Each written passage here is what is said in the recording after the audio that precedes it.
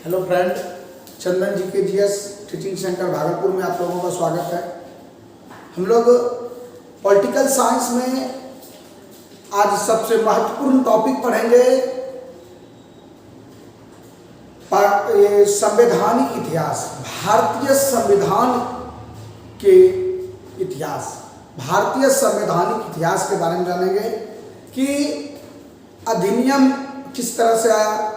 तो संवैधानिक इतिहास के बारे में जानेंगे, पॉलिटिकल साइंस के इतिहास के बारे में जानकारी लेंगे। तो भारतीय संवैधानिक इतिहास के बारे में जानेंगे। तो भारतीय संवैधानिक इतिहास जो है ईस्ट इंडिया कंपनी से प्रारंभ हो जाती है। तो भारतीय संवैधानिक इतिहास में हम लोग जानेंगे east India company, east India company के बारे में। ईस्ट इंडिया कंपनी जो है वो 31 दिसंबर 1600 ईस्वी को 31 दिसंबर 1600 ईस्वी को ब्रिटेन की महारानी एलिजाबेथ प्रथम के द्वारा ईस्ट इंडिया कंपनी की स्थापना किया गया था। 31 दिसंबर 1600 ईस्वी को ब्रिटेन की महारानी एलिजाबेथ प्रथम के द्वारा ईस्ट इंडिया कंपनी की स्थापना किया गया था। और ईस्ट इंडिया कंपनी को दक्षिण पूर्वी एशियाई देशों में 15 वर्षों तक व्यापार वाणिज्य करने का अधिकार पत्र दिया गया। और साथ ही ईस्ट इंडिया कंपनी को कहा गया कि अगर इसकी व्यापारिक स्थिति मजबूत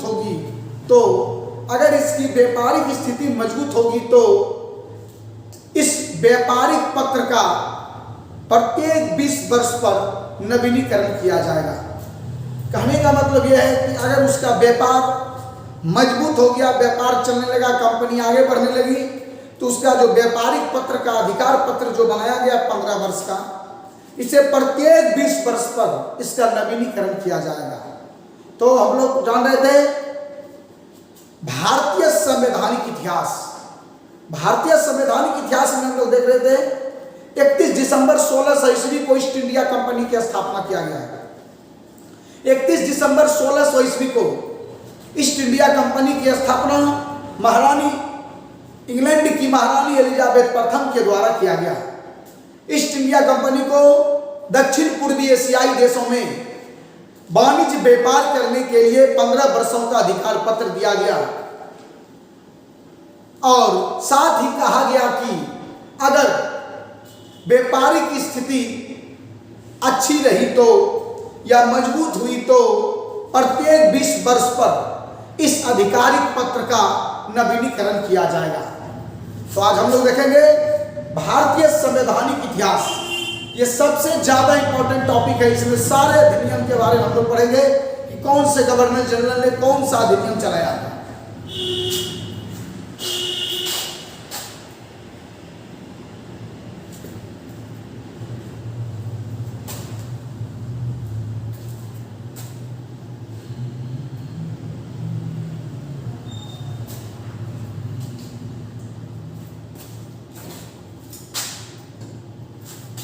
भारतीय संवैधानिक इतिहास।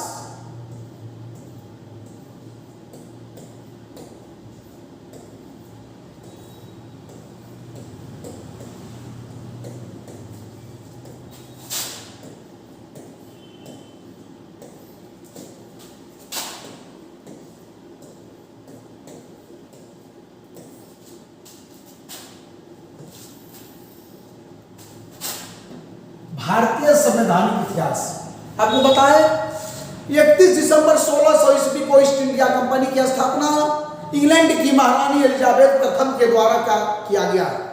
ईस्ट इंडिया कंपनी को दक्षिण पूर्वी एशियाई देशों में वाणिज्य व्यापार करने के लिए 15 वर्षों का अधिकार पत्र दिया गया। और साथ ही यह भी कहा गया कि अगर व्यापारिक स्थिति मजबूत रही तो प्रत्येक 20 वर्ष पर इस आधिकारिक पत्र का नवीनीकरण किया जाएगा।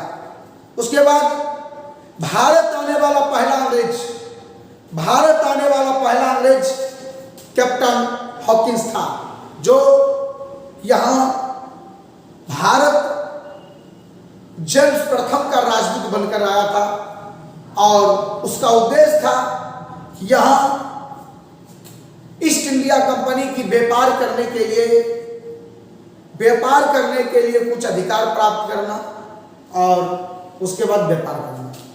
तो भारत आने वाला पहला अंग्रेज कैप्टन हॉकिंस था, जो तत्कालीन मुगल बादशाह जहांगीर के दरबार में आया था, और यह कैप्टन हॉकिंस जेम्स प्रथम का राजदूत था, लेकिन इसे व्यापारिक अधिकार कुछ प्राप्त नहीं हो पाया। फिर ये 1608 ईस्वी में आया था। फिर 1615 ईस्वी में भारत आने वाला दूसरा अंग्रेज 1608 ईस्वी में सर टॉमस रो था। यह भी जेम्स प्रथम का ही राजदूत था, और इसका भी मुख्य उद्देश्य था व्यापारिक अधिकार के लिए कुछ छूट लेना, व्यापार करने का कुछ अधिकार को प्राप्त करना। तो यह भी जहांगीर के दरबार में आया था और इसे कुछ व्यापारिक अधिकार प्राप्त हुए। यह व्यापारिक अधिकार प्राप्त करने में सफल हो पाया।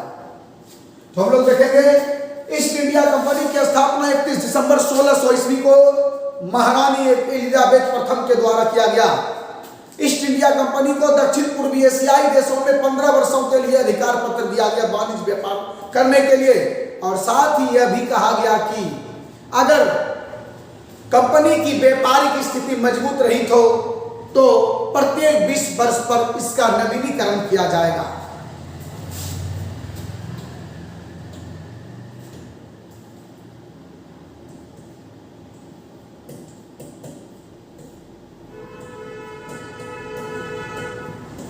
ईस्ट इंडिया कंपनी की स्थापना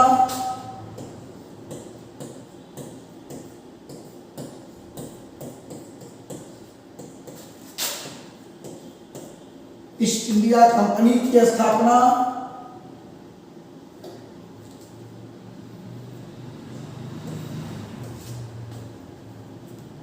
ईस्ट इंडिया कंपनी की स्थापना 31 दिसंबर 1600 ईस्वी को 31 दिसंबर 1600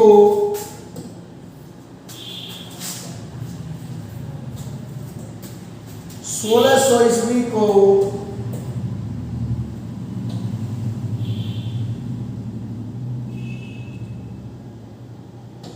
महारानी एलिजाबेथ प्रथम के द्वारा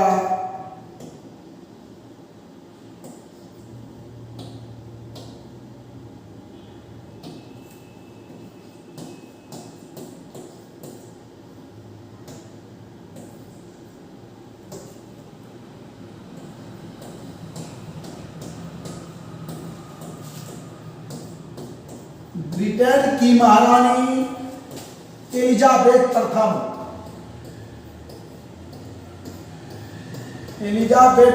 के द्वारा किया गया। एलिजाबेथ प्रथम के द्वारा किया गया।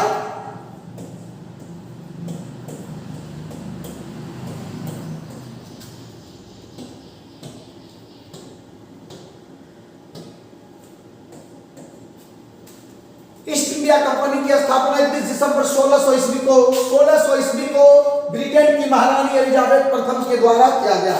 आपको बताएं, भारतीय संवैधानिक इतिहास में 31 दिसंबर 1600 ईस्वी को ईस्ट इंडिया कंपनी की स्थापना 31 दिसंबर 1600 ईस्वी को ईस्ट इंडिया कंपनी की स्थापना ब्रिटेन की महारानी एलिजाबेथ प्रथम के द्वारा किया गया। फिर ईस्ट इंडिया कंपनी को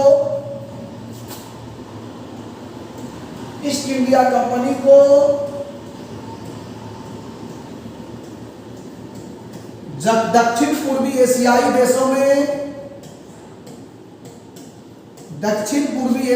देशों में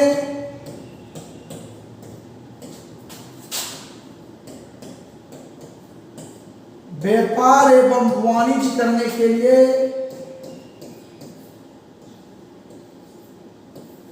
व्यापार एवं वाणिज्य करने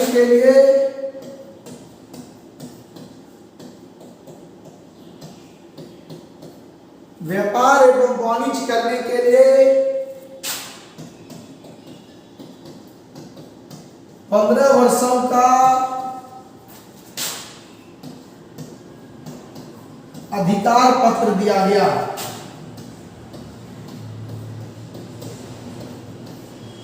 15 वर्षों का अधिकार पत्र दिया गया। ईस्ट इंडिया कंपनी की स्थापना 31 दिसंबर 1600 ईस्वी को ब्रिटेन की महारानी एलिजाबेथ प्रथम के द्वारा स्थापना किया गया। ईस्ट इंडिया कंपनी को दक्षिण पूर्वी एशियाई देशों ईस्ट इंडिया कंपनी को दक्षिण पूर्वी एशियाई देशों में व्यापार एवं वाणिज्य करने के लिए 15 वर्षों का अधिकार पत्र दिया गया। 15 वर्षों का अधिकार पत्र दिया गया। साथ ही यह भी कहा गया कि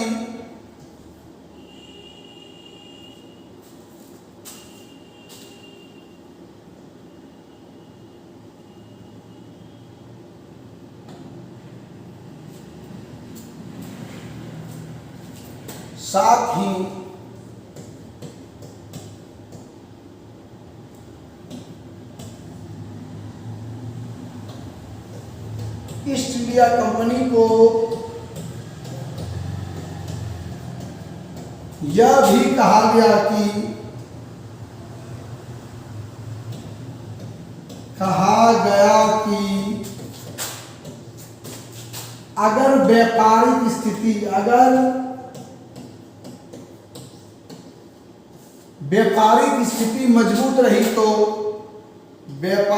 स्थिति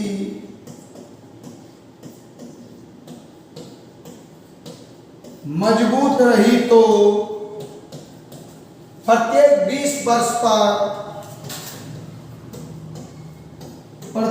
20 वर्ष पर इस पत्र का नवीनीकरण किया जाएगा। नवीनीकरण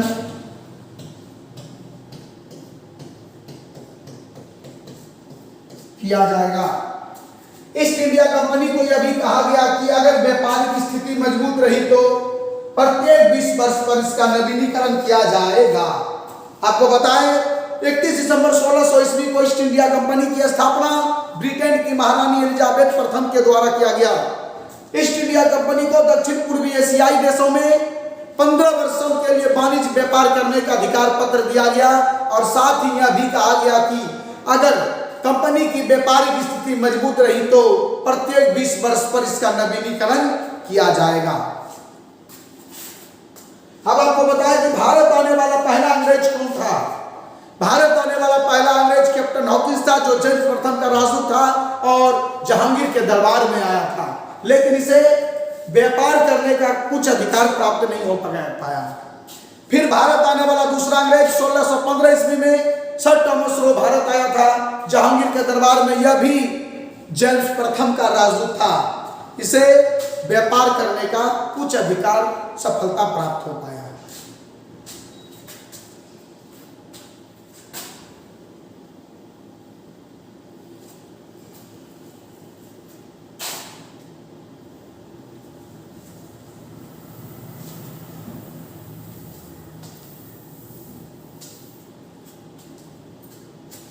अब हम लोग देख रहे थे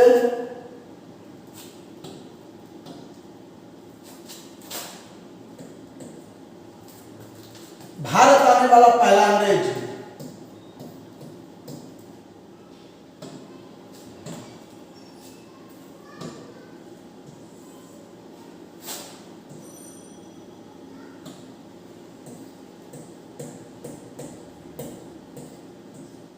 भारत आने वाला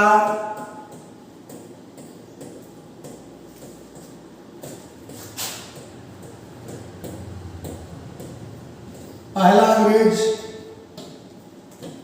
कैप्टन हॉकिंस था।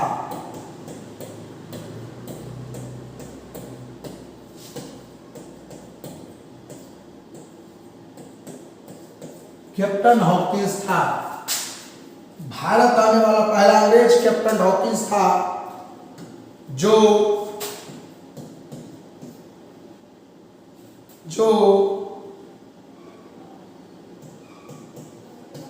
तत्कालीन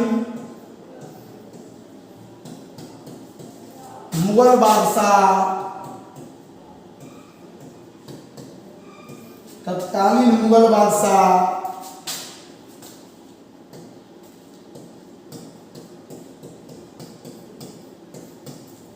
जहांगीर के दरबार में आया।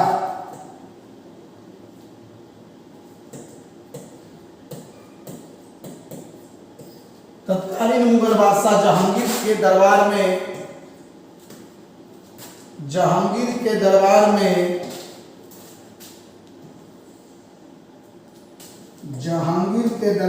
आया। जहांगीर के दरबार में आया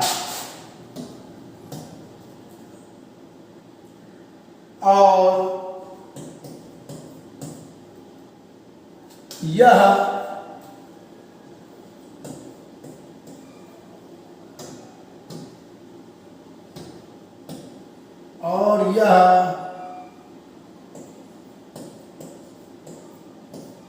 जेम्स प्रथम का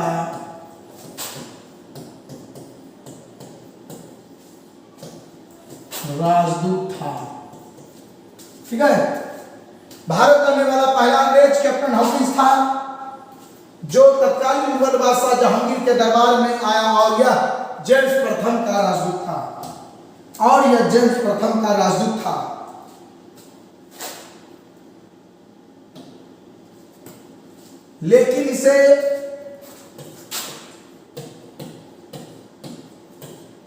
लेकिन इसे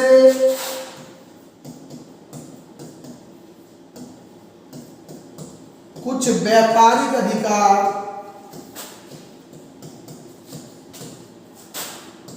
हासिल नहीं हो पाया।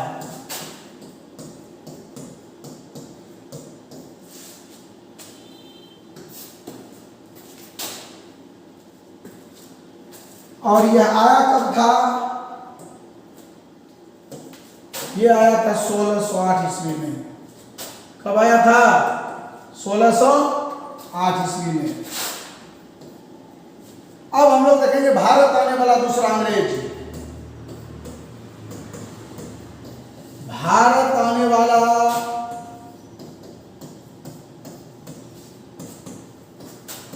दूसरा अंग्रेज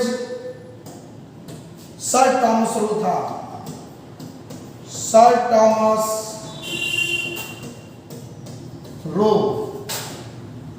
टॉमस रो था, जो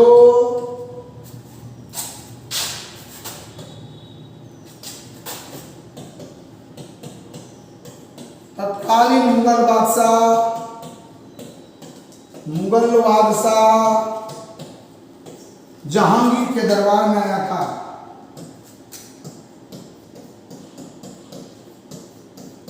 जहांगीर के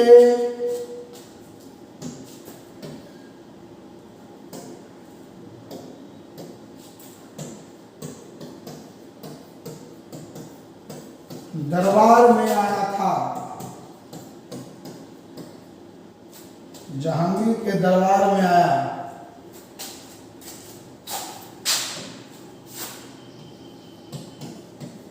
और यह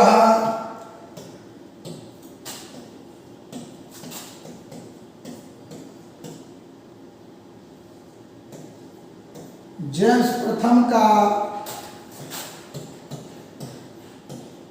राजदूत था। इसे व्यापार करने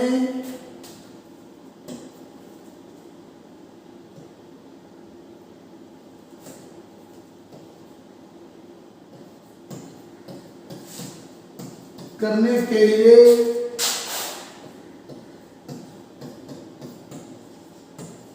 कुछ अधिकार प्राप्त हुआ।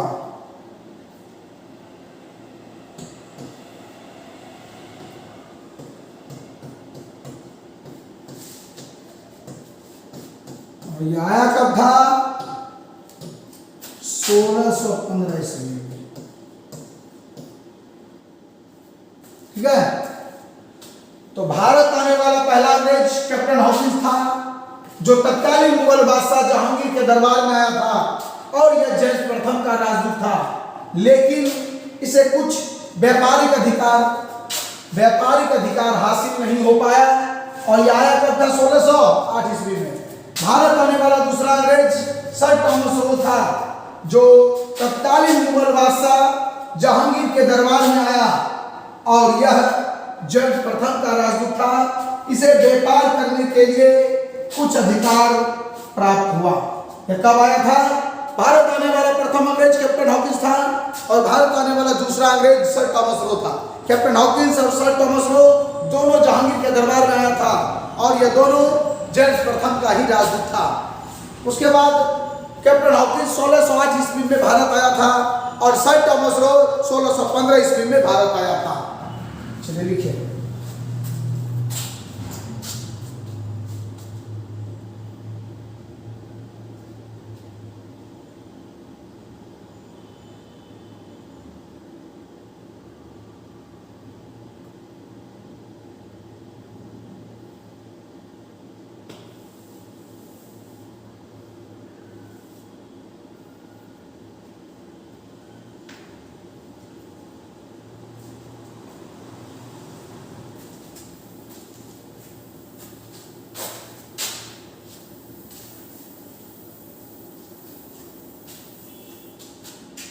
अब देखिए, बंगाल के नवाब के द्वारा भी कुछ अधिकार दे दिया जाता है।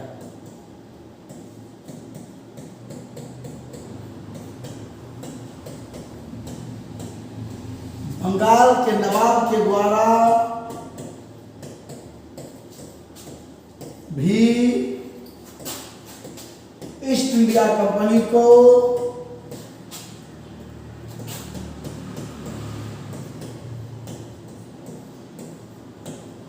बंगाल के क्षेत्र में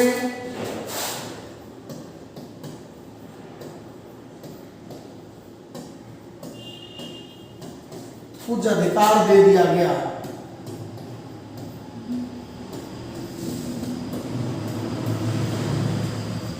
बंगाल के क्षेत्र में कुछ अधिकार दे दिया गया। बंगाल के नवाब के द्वारा भी ईस्ट इंडिया कंपनी को बंगाल के क्षेत्र में कुछ अधिकार दे दिया गया व्यापार करने के लिए। उसके बाद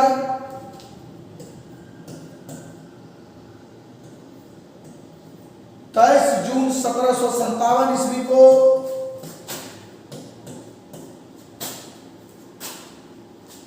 प्लासी की लड़ाई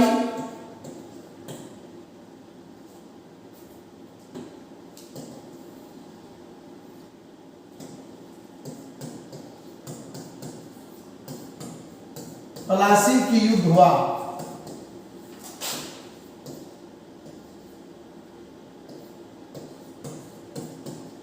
जिसमें सिराजुद्दौला की पराजय हो गई, जिसमें बंगाल के नवाब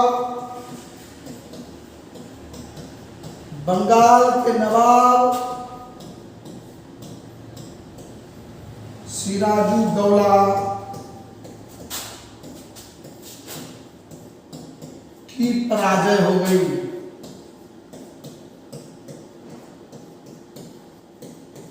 सिराजुद्दौला की पराजय हो गई और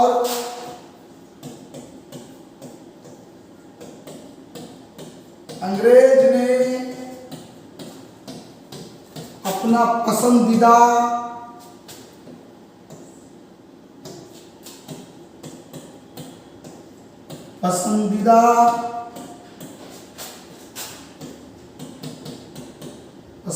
पद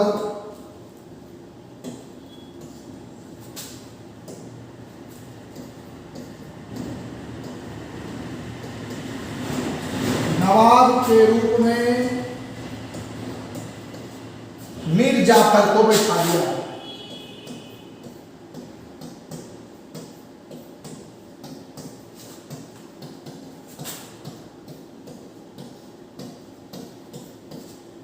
मीर जाफर को बैठा दिया। 23 जून 1757 ईस्वी को प्लासी की युद्ध हुआ, जिसमें बंगाल के नवाब सिराजुद्दौला की पराजय हो गई और अंग्रेज ने अपना पसंदीदा पद नवाब के रूप में मीर जाफर को बैठा दिया। इसी समय जो प्लासी की लड़ाई में के युद्ध के बाद ही बंगाल का नवाब अंग्रेज बंगाल का नवाब बन गया।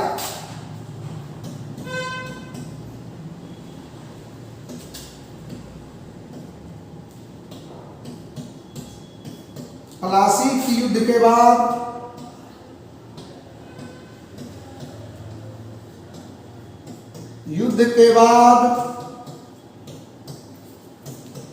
अंग्रेज बंगाल का नवाब बन गया।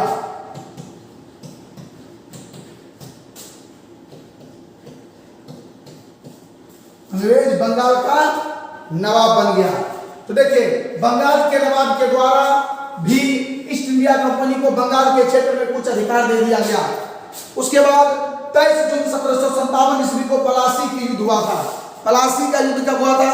23 जून 1757 ईस्वी को प्लासी की युद्ध हुआ, जिसमें बंगाल के नवाब सिराजुद्दौला की पराजय हो गई और अंग्रेज ने अपना पसंदीदा पद नवाब के रूप में मीर जाफर को बैठा दिया। उसके बाद प्लासी के युद्ध के बाद बंगाल का नवाब कौन बन गया? तो अंग्रेज बंगाल का नवाब बन गया। प्लासी के युद्ध के बाद अंग्रेज बंगाल का नवाब बन गया और कहेगा भारत का नवाब, भारत का शासक भारत की गद्दी पर किस युद्ध के बाद बैठा? तो 1764 ईस्वी में 1764 ईस्वी में मीर कासिम को पराजित किया। अंग्रेज ने मीर कासिम को पराजित कर दिया। उसके बाद जो है भारत का नवाब के रूप में या शासक के रूप में अंग्रेज भारत का शासक बन गया। किस युद्ध के बाद? तो 1764 ईस्वी में बक्सर युद्ध के बाद। लेकिन बंगाल का शासक या बंगाल का नवाब किस युद्ध के बाद बना? तो प्लासी की लड़ाई 1757 ईस्वी के बाद।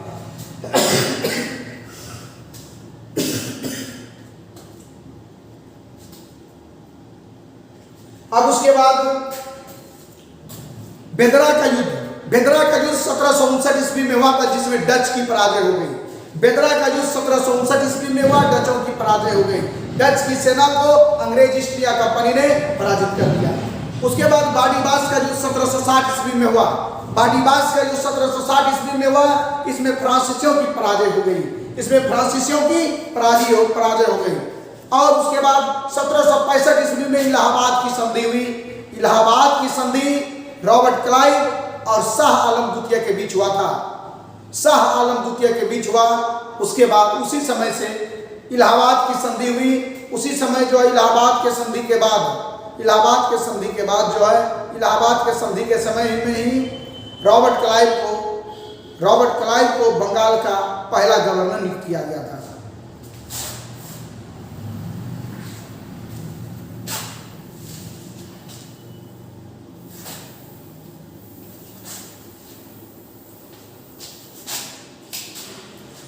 तो हम लोग क्या बता रहे थे? बेदरा का युद्ध।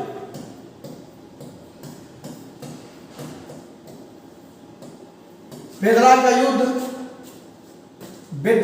युद्ध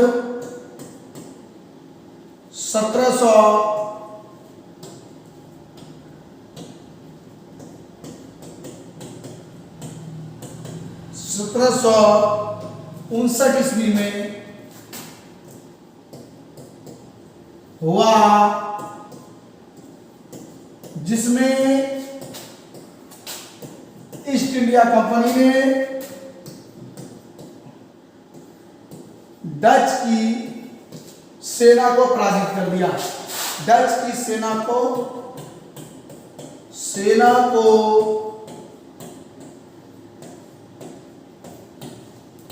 पराजित कर दिया। डच की सेना को या डच को पराजित कब किया? किस युद्ध में? तो बेदरा का युद्ध 1759 ईस्वी में डच को पराजित कर दिया गया। उसके बाद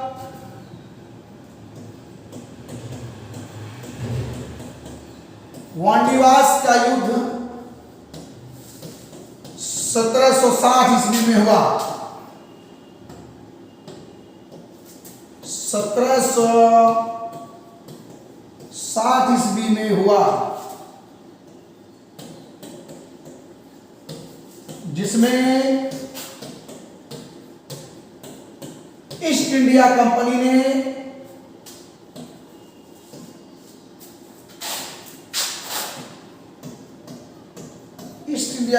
ने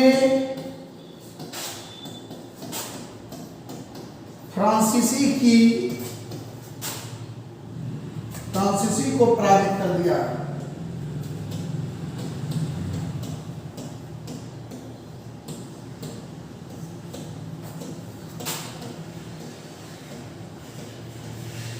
पराजित कर दिया। बाटीबास का युद्ध 1760 ईस्वी में हुआ, जिसमें ईस्ट इंडिया कंपनी ने फ्रांसीसियों को पराजित कर दिया। तो डच को पराजित किया था 1759 ईस्वी में, डच को पराजित किया 1759 ईस्वी में। किस युद्ध में? बेदरा का युद्ध में। बाटीबास का युद्ध 1760 ईस्वी में हुआ, जिसमें बाटीबास का युद्ध 1760 ईस्वी में हुआ, जिसमें फ्रांसीसियों को पराजित कर दिया। और विदेशी कंपनी के रूप में सबसे मजबूत कंपनी भारत में कौन उभरा? East India company. भारत में विदेशी कंपनी में से सबसे मजबूत कंपनी ईस्ट इंडिया कंपनी सामने आया। भारत में सबसे मजबूत विदेशी कंपनी में से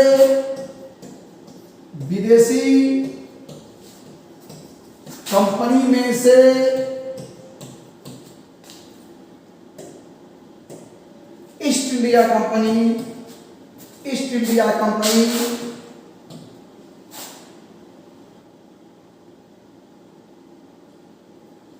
उभरा। भारत में सबसे मजबूत विदेशी कंपनी में से ईस्ट इंडिया कंपनी उभरा। अब उसके बाद तो हम लोग देख रहे थे ईस्ट इंडिया कंपनी की स्थापना 31 दिसंबर 1600 ईस्वी को हुआ था। महारानी एलिजाबेथ प्रथम के द्वारा किया गया। भारत आने वाला प्रथम अंग्रेज कैप्टन हॉकिंस था, जो जेम्स प्रथम का राजदूत था और तत्कालीन मुगल बादशाह जहांगीर के दरबार में 1608 ईस्वी में आया था, लेकिन इसे व्यापार करने का अधिकार प्राप्त नहीं हो पाया। उसके बाद 1615 ईस्वी में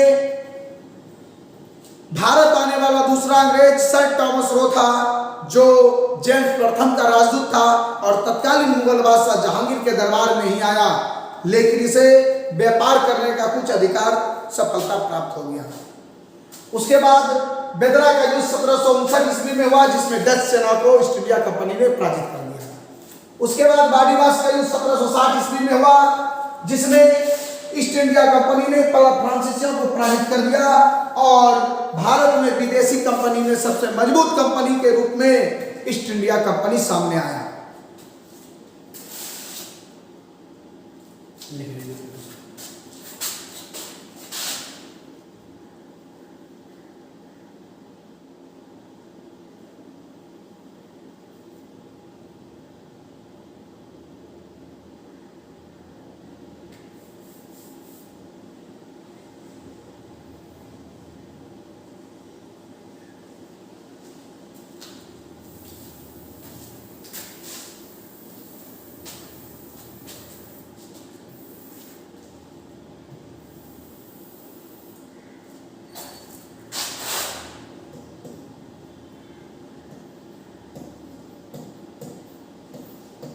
बक्सर का युद्ध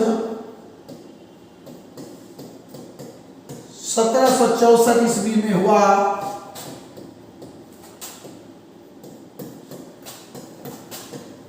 इसके बाद अंग्रेज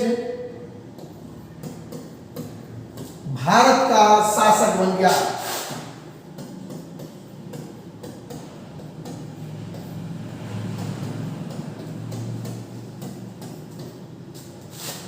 बक्सर के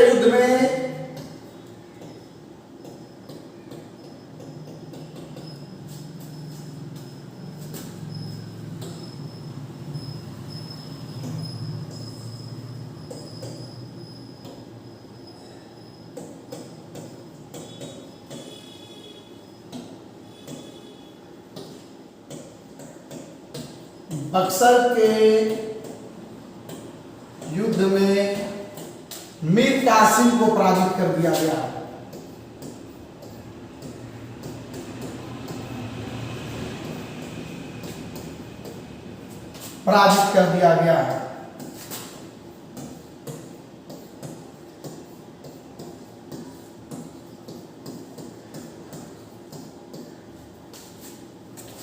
बक्सर के युद्ध 1764 ईस्वी में हुआ था, जिसमें मीर कासिम को पराजित कर दिया गया और भारत का नवाब कौन बन गया? भारत का शासक के रूप में कौन बना?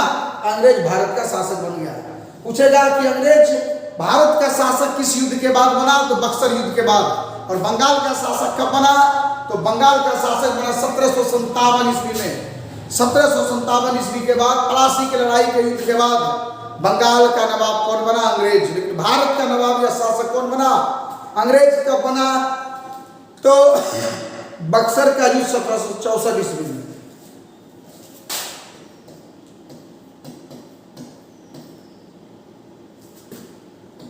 भारत का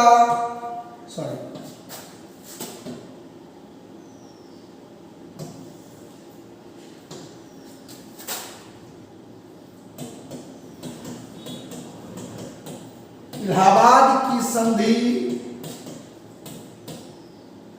इलाहाबाद की संधि 1765 ईस्वी में शाह आलम द्वितीय,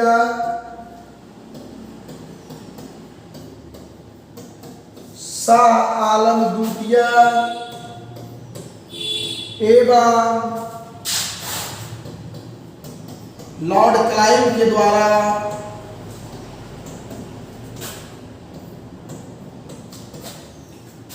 इलाहाबाद की संधि 1765 ईस्वी में शाह आलम द्वितीय एवं लॉर्ड क्लाइव के बीच हुआ।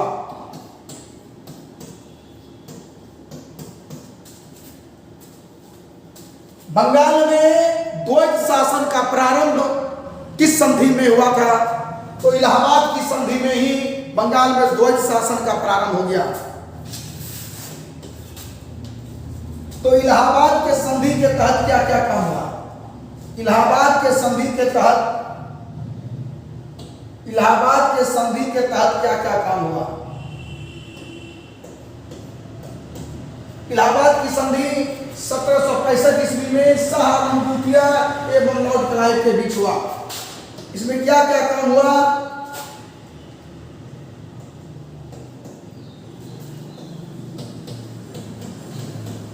इलाहाबाद की संधि में ही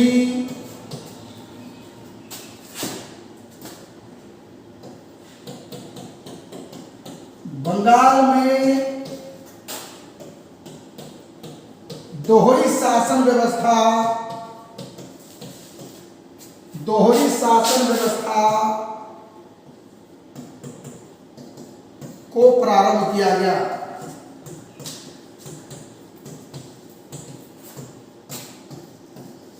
दोहरी शासन व्यवस्था को प्रारंभ किया गया। बक्सर का युद्ध 1764 ईस्वी में हुआ था, इसमें मीर कासिम की पराजय हुई। बक्सर के युद्ध के बाद अंग्रेज भारत का शासक बन गया। उसके बाद इलाहाबाद की संधि 1765 ईस्वी में शाह आलम द्वितीय एवं लॉर्ड क्लाइव के बीच हुआ। शाह आलम द्वितीय एवं लॉर्ड क्लाइव के बीच हुआ। इलाहाबाद की संधि में ही बंगाल में दोहरी शासन व्यवस्था का प्रारंभ हुआ। इलाहाबाद की संधि के तहत बिहार बंगाल उड़ीसा में दीवानी या भूराजस्व या टैक्स वसूलने का अधिकार ईस्ट इंडिया कंपनी को दे दिया गया।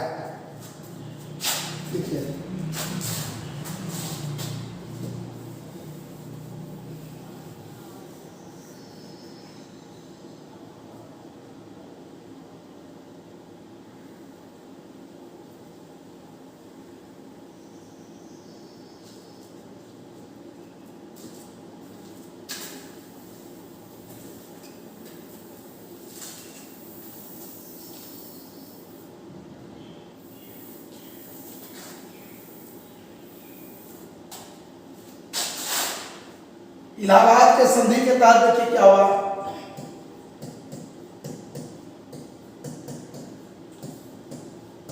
इलाहाबाद के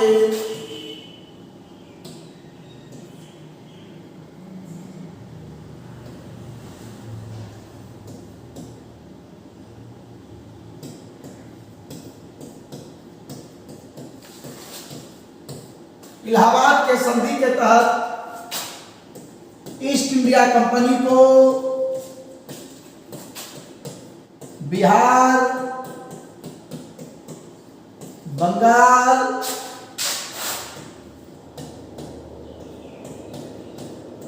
बिहार बंगाल उड़ीसा में,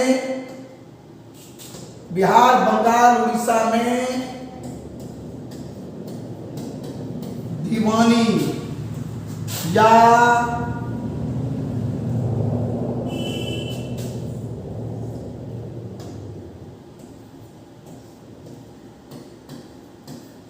दीवानी या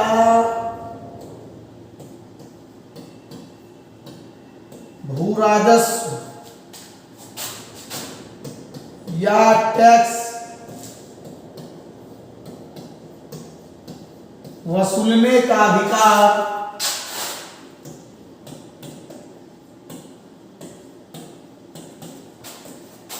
दे दिया गया।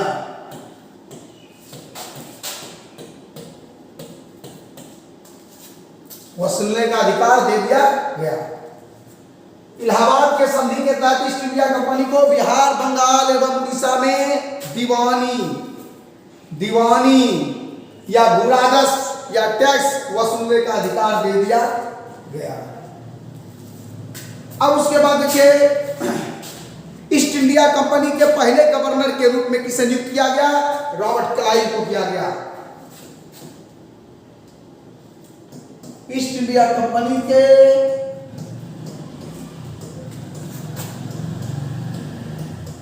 पहले गवर्नर के रूप में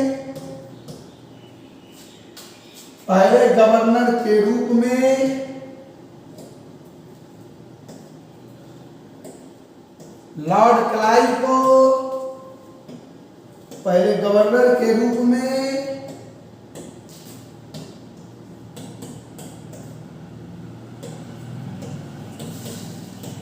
लॉर्ड क्लाइव को नियुक्त किया गया।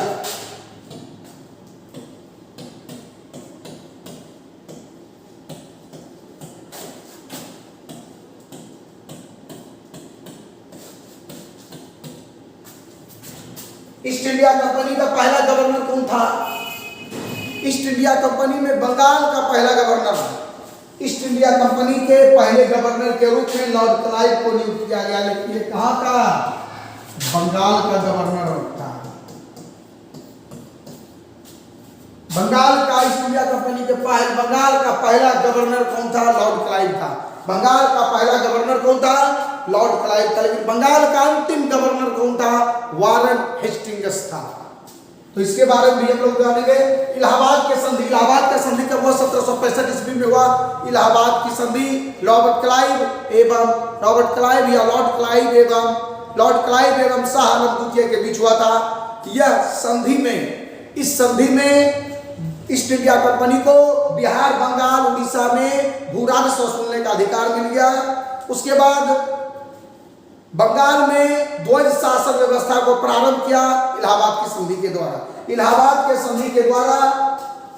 इलाहाबाद के संधि के बाद ईस्ट इंडिया कंपनी के पहले गवर्नर के रूप में कौन बना? लॉर्ड क्लाइव को बनाया गया।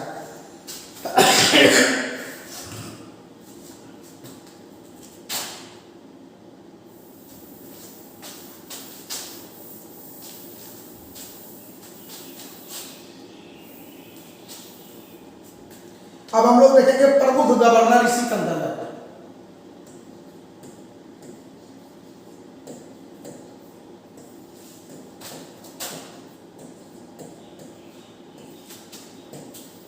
प्रमुख गवर्नर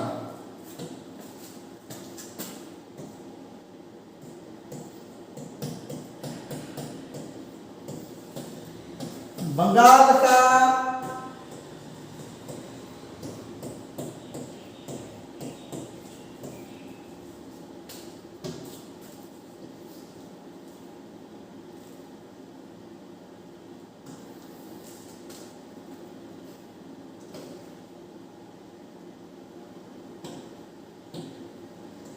प्रमुख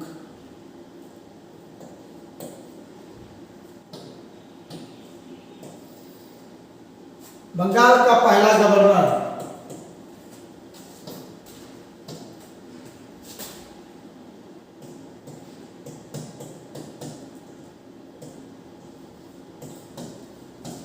बंगाल का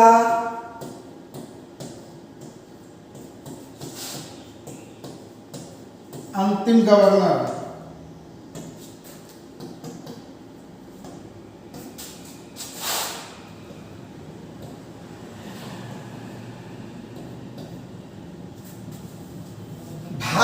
बंगाल का प्रथम गवर्नर जनरल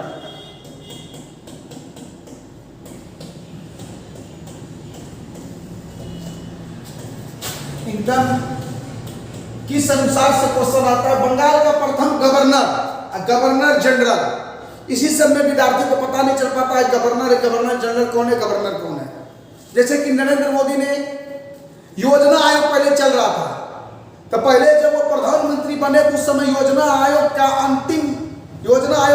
अध्यक्ष वो बने। उन्होंने योजना आयोग से नीति आयोग ला दिया।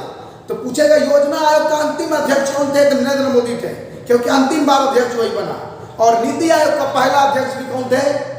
तो ये नरेंद्र मोदी ही थे। इसी तरह से बंगाल का पहला गवर्नर था लॉर्ड क्लाइव, लेकिन बंगाल का अंतिम गवर्नर के रूप में वारन हेस्टिंग्स बना। वारन हेस्टिंग्स जब गद्दी पर बैठा, उन्होंने एक अधिनियम चलाया 1773 का रेगुलेटिंग एक्ट के तहत। उन्होंने बंगाल के गवर्नर को गवर्नर जनरल बना दिया। उन्होंने बंगाल के गवर्नर पद को गवर्नर जनरल बना दिया। तो बंगाल का अंतिम गवर्नर वारन हेस्टिंग्स हो गया, और बंगाल का प्रथम गवर्नर जनरल भी बोलेगा तो वारन हेस्टिंग्स हो गया। उसी तरह से बंगाल का प्रथम गवर्नर जनरल, फिर लॉर्ड विलियम बेंटिक जब आए बंगाल के अंतिम गवर्नर जनरल के रूप में जब बने, तो उन्होंने एक अधिनियम चलाया। उस अधिनियम के द्वारा 1733 का रेगुलेटिंग एक्ट 1833 में एक अधिनियम चलाया था। उस अधिनियम के द्वारा बंगाल के गवर्नर जनरल को पूरे भारत का गवर्नर जनरल बना दिया। तो बंगाल का अंतिम गवर्नर जनरल कौन हुआ? Lord William Bentinck. बंगाल का अंतिम गवर्नर जनरल कौन हो गया? Lord William Bentinck. और प्रथम भारत का गवर्नर जनरल कौन बना? ये भी लॉर्ड विलियम बेंटिक। क्योंकि लॉर्ड विलियम बेंटिक जब गद्दी पर बैठे थे तो बंगाल के गवर्नर जनरल के रूप में बैठे थे, लेकिन उन्होंने बंगाल के गवर्नर जनरल को पूरे भारत का गवर्नर जनरल बना दिया। अंतिम गवर्नर जनरल हुआ बंगाल का अंतिम governor general lord William Bentinck, और भारत का भी प्रथम governor general lord William Bentinck बना। बंगाल का प्रथम गवर्नर जनरल, फिर होगा बंगाल का अंतिम गवर्नर जनरल।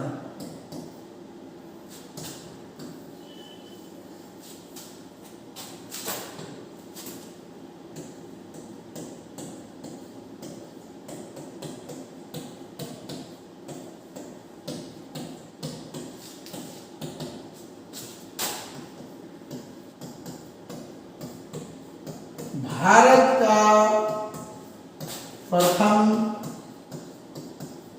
गवर्नर जनरल,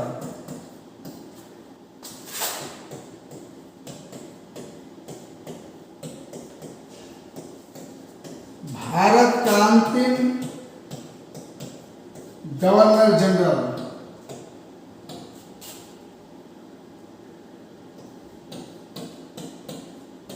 तो भारत का प्रथम governor general lord William Bentinck जब बने, फिर गवर्नर जनरल चलते लॉर्ड कैनिंग आए। लॉर्ड कैनिंग भी भारत के गवर्नर के रूप में ही गद्दी पर बैठा, लेकिन उन्होंने एक अधिनियम चलाया। उस अधिनियम में कह दिया कि भारत के गवर्नर जनरल को वायसराय पद दे दिया गया। तो भारत का अंतिम गवर्नर जनरल तो लॉर्ड कैनिंग ही बना, और ये प्रथम वायसराय भी कौन बना? Lord Canning. भारत का प्रथम वायसराय।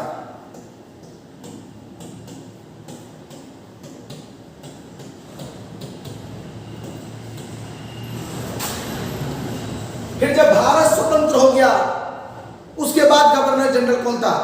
स्वतंत्र भारत का गवर्नर जनरल कौन था? Lord Mountbatten. लेकिन स्वतंत्र भारत का प्रथम भारतीय गवर्नर कौन बना था? सी राजगोपालाचारी बना था। स्वतंत्र भारत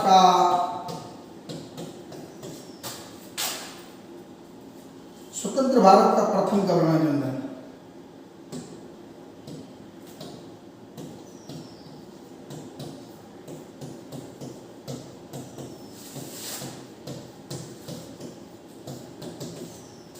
फिर उसके बाद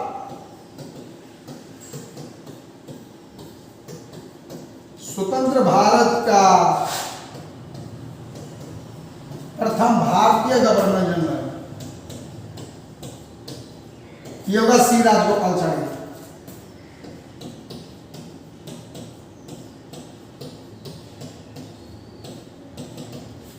ठीक है,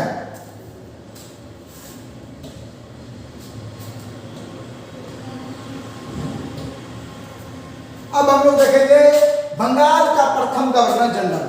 बंगाल का प्रथम गवर्नर जनरल लॉर्ड क्लाइव थे। लॉर्ड क्लाइव बंगाल का प्रथम गवर्नर जनरल है।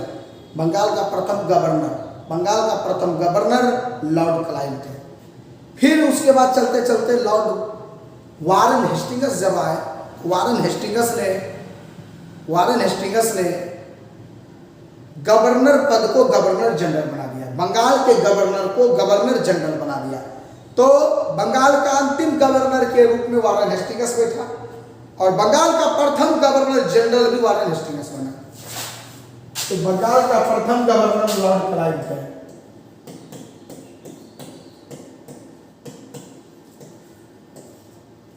बंगाल का प्रथम गवर्नर कौन थे? लॉर्ड क्लाइव थे। फिर गवर्नर चलते चलते वारन हेस्टिंगस जब गद्दी पर बैठे तो उन्होंने 1773 में एक रेगुलेटिंग एक्ट चलाया। उस रेगुलेटिंग एक्ट के तहत बंगाल के गवर्नर को गवर्नर जनरल बना दिया गया। तो अंतिम गवर्नर कौन? बंगाल का अंतिम गवर्नर वही जो गवर्नर जनरल बना। कौन? वारन हेस्टिंगस। बंगाल का अंतिम गवर्नर कौन बना? वारन हेस्टिंगस।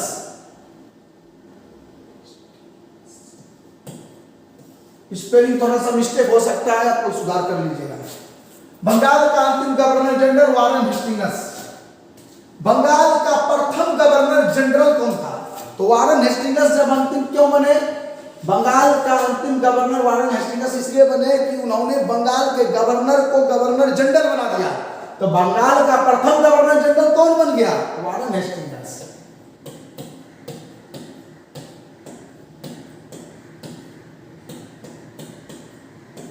उसके बाद बंगाल का अंतिम गवर्नर जनरल जब बना, गवर्नर जनरल चलते गया, चलते चलते लॉर्ड विलियम बेटिक जब आए तो उन्होंने बंगाल के गवर्नर जनरल को पूरे भारत का गवर्नर जनरल बना दिया गया।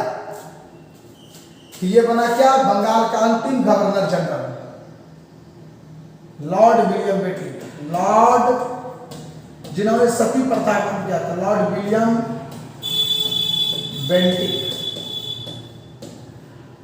लॉर्ड विलियम बेंटिक भारत का प्रथम गवर्नर जनरल। तो बंगाल का अंतिम governor general lord William Bentinck थे। उन्होंने ही अधिनियम चलाया कि बंगाल के गवर्नर जनरल को पूरे भारत का गवर्नर जनरल बना दिया गया। किसने? लॉर्ड विलियम बेंटिक ने बना दिया।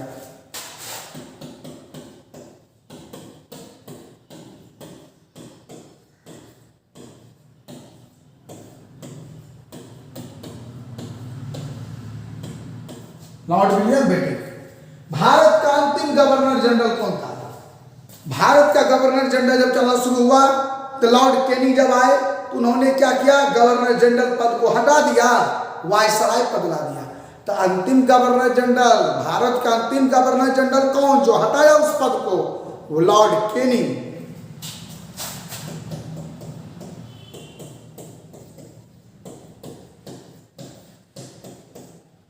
कौन बना? Lord Canning. भारत का अंतिम गवर्नर जनरल लॉर्ड कैनिंग। तो लॉर्ड कैनिंग अंतिम गवर्नर जनरल इसलिए बना तो उन्होंने वायसराय पद ला दिया। तो प्रथम वायसराय लॉर्ड कैनिंग।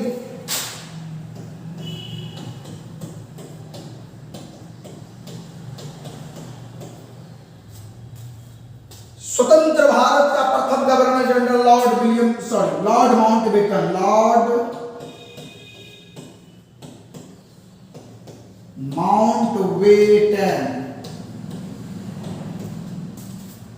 स्वतंत्र भारत का प्रथम भारतीय गवर्नर जनरल था सी राजगोपालाचारी,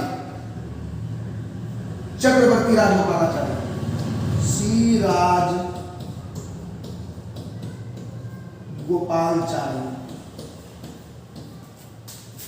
समझ गए? बंगाल का पहला गवर्नर लॉर्ड क्लाइव थे। बंगाल का अंतिम गवर्नर वारन हेस्टिंगस हुए, क्योंकि उन्होंने गवर्नर के पद पर गवर्नर जनरल पद ला दिया। तो बंगाल का पहला गवर्नर जनरल कौन था? वारन हेस्टिंग्स है। बंगाल का अंतिम गवर्नर जनरल कौन हुए? Lord William Bentinck. इसलिए हुए कि इन्होंने बंगाल के गवर्नर जनरल को पूरे भारत का गवर्नर जनरल बना दिया गया। इसीलिए भारत का प्रथम governor general lord William Bentinck. Lord William Bentinck आया, उसके बाद चलते गए चलते चलते जब लॉर्ड कैनिंग आए, उन्होंने भी एक कानून पास कर दिया। बंगाल भारत के गवर्नर जनरल को हटा के पद को वायसराय पद ला दिया। तो भारत का अंतिम गवर्नर जनरल कौन होगा? Lord Canning. और इन्होंने वायसराय पद लाया पहली बार। तो भारत का प्रथम वायसराय कौन बना? जो लाया वही बना, लॉर्ड कैनिंग बना। स्वतंत्र भारत का प्रथम governor general Lord Mountbatten. Lord Mountbatten. स्वतंत्र भारत का प्रथम गवर्नर जनरल कौन बना? स्वतंत्र भारत का प्रथम भारतीय गवर्नर जनरल। स्वतंत्र भारत का प्रथम भारतीय गवर्नर जनरल श्री राजगोपालाचारी। हम लोग गवर्नर जनरल के बारे में जान गए। इसमें सबसे ज्यादा कंफ्यूजन होता है, इसको रिपीट करते रहिएगा। ये समझना है कि योजना आयोग जिस समय था उस समय नरेंद्र मोदी बने थे प्रधानमंत्री और उसका अध्यक्ष। योजना आयोग का अंतिम अध्यक्ष नरेंद्र मोदी थे। उन्होंने योजना आयोग को बदल के नीति आयोग जब लाया तो नीति आयोग का प्रथम अध्यक्ष नरेंद्र मोदी और योजना आयोग का अंतिम अध्यक्ष भी नरेंद्र मोदी, क्योंकि जो अंतिम था वही प्रथम इसलिए बना, उन्होंने इस कानून को लाया। तो हम लोग आगे जो है ये भारतीय संविधान के इतिहास थे। इसी में हम लोग अधिनियम कल से अलग अलग वारन हेस्टिंग्स ने अधिनियम कौन लाया? ये सब अधिनियम के द्वारा लाया। अलग अलग गवर्नर जनरल ने अलग अलग अपना अधिनियम लाया और अधिनियम के द्वारा इस चीज को चेंज किया। हम लोग अधिनियम अगला वीडियो से देखेंगे। और चला सब आप लोग ध्यान देते रहिए, रिपीटेशन कर चलो। जब तक क्वेश्चन को रिपीट नहीं करेगा तब तक कुछ नहीं हो सकता। जितना आप लोगों को हम पढ़ा दिए हैं उतना आप रिवाइज करते रहिए और जहां भी है सुरक्षित रहिए और अच्छे रहिए। चलिए आज इतना रहने दीजिए। जय हिंद, जय भारत। अगले वीडियो फिर हम लोग देखेंगे इसी से रिलेटेड अधिनियम।